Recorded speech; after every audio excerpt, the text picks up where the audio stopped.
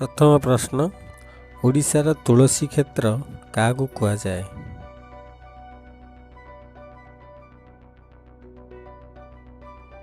उत्तरटी है केन्द्रापड़ा। यही केन्द्रापड़ा को ओडिशार तुलसी क्षेत्र मध्य कुहाଯାଇଥାଏ।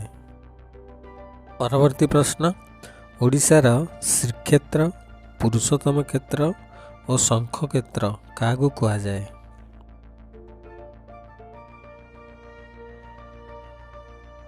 उत्तरटी है पुरी।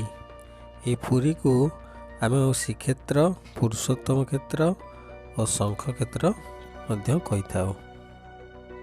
परवर्ती प्रश्न ओडिशार सारला पीठ काहाकू कुहाଯାଏ?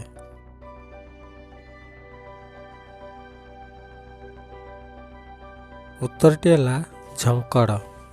ओडिशार सारला पीठ झंकड़ को मध्य कुहाଯାଇଥାଏ। यह जगतसिंहपुर जिले में अवस्थित। परवर्ती प्रश्न ओडिशार चक्र क्षेत्र और एकाम्र क्षेत्र काहाकू कुहाଯାଏ?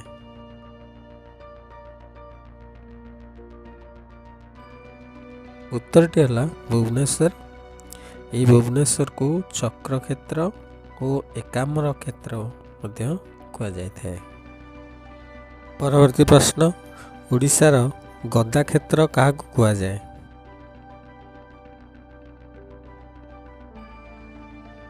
उत्तरटी है जाजपुर।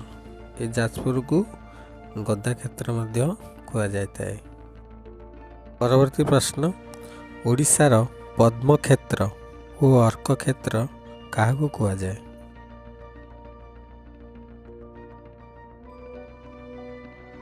उत्तरटी है कोणार्क। ये कोणार्क को आम पद्म क्षेत्र और अर्क क्षेत्र मध्य कही थाउ। परवर्ती प्रश्न ओडिशार काश्मीर काहाकू कुहाଯାଏ?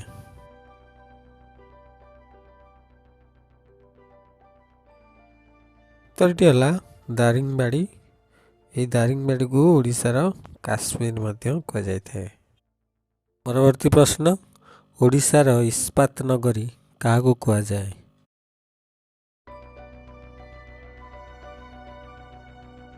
उत्तरटी है राउरकेला। यही राउरकेला को ओडिशार इस्पात नगरी मध्य कुहाଯାଇଥାଏ। परवर्ती प्रश्न ओडिशार सुवर्णपुर काहाकू कुहाଯାଏ?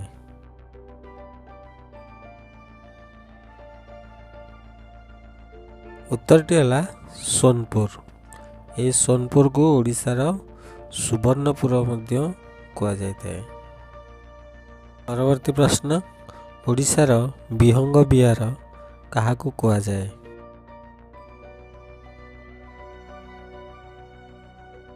उत्तरटी है चिलिका। यही चिलिका को ओडिशार विहंग विहार मध्य कुहाଯାଇଥାଏ। परवर्ती प्रश्न ओडिशार रसुलकुंडा काहाकू कुहाଯାଏ?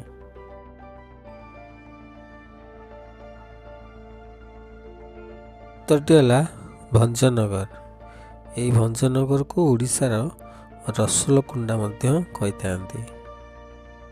परवर्ती प्रश्न ओडिशार बाणी विहार काहाकू कुहाଯାଏ?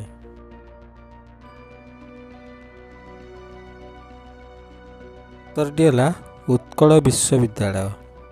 यही उत्कल विश्वविद्यालय को ओडिशार बाणी विहार मध्य कुहाଯାଇଥାଏ। परवर्ती प्रश्न ओडिशार ज्योति विहार काहाकू कुहाଯାଏ?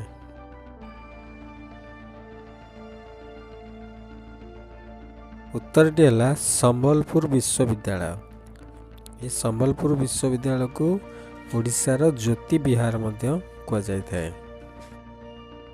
परवर्ती प्रश्न ओडिशार भंज विहार काहाकू कुहाଯାଏ?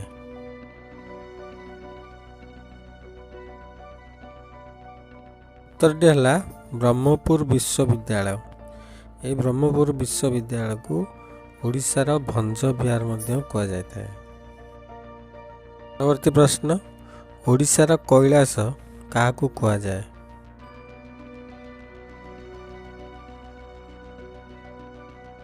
उत्तरटी है कपिलास।